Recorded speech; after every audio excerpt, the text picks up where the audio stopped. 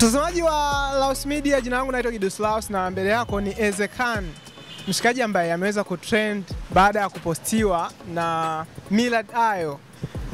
Kama ni mfuatiliaji mzuri wa mitandao ya kijamii, inawezekana umekutana na video ambayo jamaa huyu pamoja na wenzake walikuwa wanajaribu kurekodiana video kama za TikTok hivi, lakini tutapata mengi kufahamu kwake. Kitu kikubwa sana ambacho aliweza kutrend nacho ni kwamba hakuweza kutofautisha kati ya Millard Ayo anayemfahamu na Millard Ayo ambaye amekutana naye live.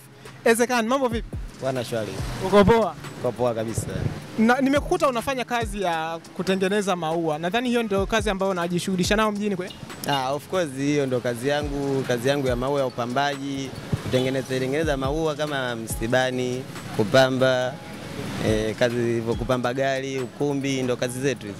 Video yako kabisa ina trend ni video ambayo unaonekana ukiwa mazingira haya, ukiwa una record video. Siku ile ilikuwaje mpaka tukio lile likatokea? Bana, siku ile ndo kama harakati zetu hizo za kazi za upambaji. Tulikuwa tumetoka sehemu moja hivi Mikocheni huko. Tulikuwa tumetoka kupamba, tulikuwa kuna kazi ya kufutulisha. Sasa ile mida tulikuwa tumetoka kuchukua vitu vilivyokuwa vimebakia kule. Sasa kati tumerudi tukaona tufanye mambo yetu. Si unajua kipaji chetu kinatuelekeza, hatuna muda wote tulikuwa tunafanya. Kwa hiyo tulikuwa tuko pale tunajaribu kushuti challenge za TikTok, ndio brother Millard akapita. Na wakati tukio lile linatokea, mwanzoni hamkuwa kifahamu kwamba kuna watu wako wanawashoot?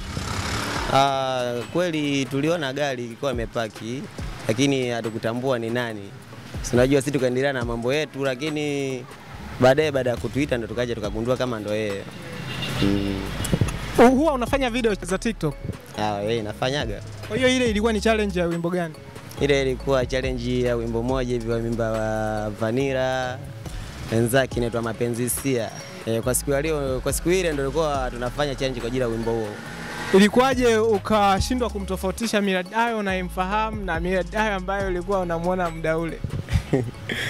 Kwanza mimi nilishindwa kutofautisha kati ya Millard na Video. Mimi kwa namzunguzia pale Vidox. Wakati ule ulikuwa unadhani unaongea naye ni Vidox? Nilikuwa najua ule ni Video, kwa hiyo baadaye ndo mbeleni kabisa kaja kugundua kama ndo yeye baada ya kusikia sauti na kumwangalia usoni. Maana kwa sijamwangalia usoni. Kwa nasikia sauti tu basi ule mshikaji kwa tunabishana, of course ndio hivyo tu.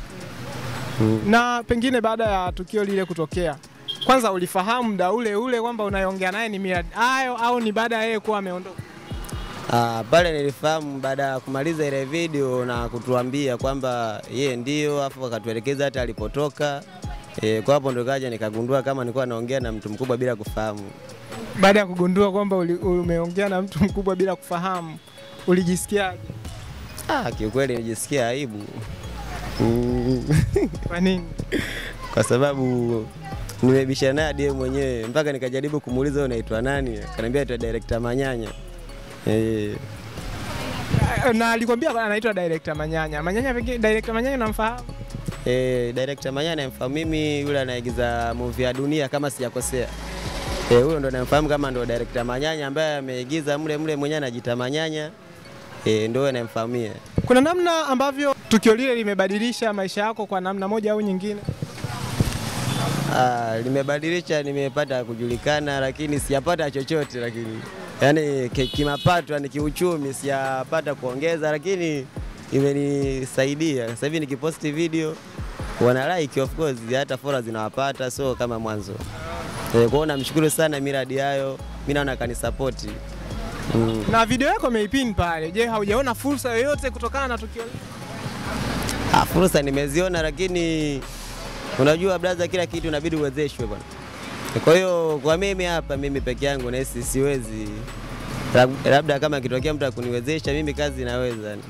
Kipande chochote nikipewa mimi nafanya. Kama kwenye kuigiza, kielekezwa mimi naweza. Yani naigiza kama hizi comedy tu, of course. Unafanya comedy, na pengine sasa comedy unayofanya wewe ni aina gani? Kwa sababu kuna wale ambao tunawaona mtu anafanya peke yake, wengine wanafanya kama kikundi. Wewe unafanya comedy ya aina gani? Mimi kwa sasa hivi sina watu, kwa hiyo natamani hata na mimi ningepata kundi langu tukawa tunafanya, au Kama ingetokea hata mtu akanisupport nikaungana nao, sawa, mimi niko tayari. Na umesema unatamani upate watu wanaokuwezesha. Unatamani kuwezeshwa katika engo ipi hasa? Fadhali na mimi nipige hatua moja au nyingine, nijulikane japo kwenye sanaa kuigiza. Ni kitu gani hasa unachotamani kuwezeshwa nacho? Yaani nisapotiwe kwenye kipaji changu cha kuigiza hiki. Kwa hiyo ndio hivyo, yani natamani tu nikutane hata na hawa mastaa, hata kama sio mastaa, tutengeneze kundi letu tuweze kujulikana kwenye uigizaji.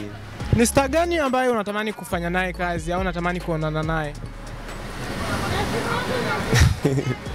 Mnaanza swali gumu. Mimi kwa yoyote tu ambayo atanichukua mimi mastaa wote na wakubali. Nitajie orodha ya mastaa 5 ambao wanafanya comedy ambao unawakubali. Unatamani uwe kama wao au pengine ufanye nao hata kazi? Swali gumu lakini brother. Lakini kiukweli mimi wote nawakubali, kama kuna kuna Chado, kuna Chado Master huyo, Kramu. Umeona? Kwa ni wengi tu. Natamani. Okay, na pengine ukikutana nao sasa ni kitu gani, au muda huu akipata nafasi ya kuangalia video hii, ni kitu gani ungetamani wafahamu kutoka kwako? Natamani tu wafahamu kuwa mimi nawakubali sana. Natamani kufanya nao kazi tu leo kesho, yani muda wote mimi nipo tayari tu, yani nawakubali sana.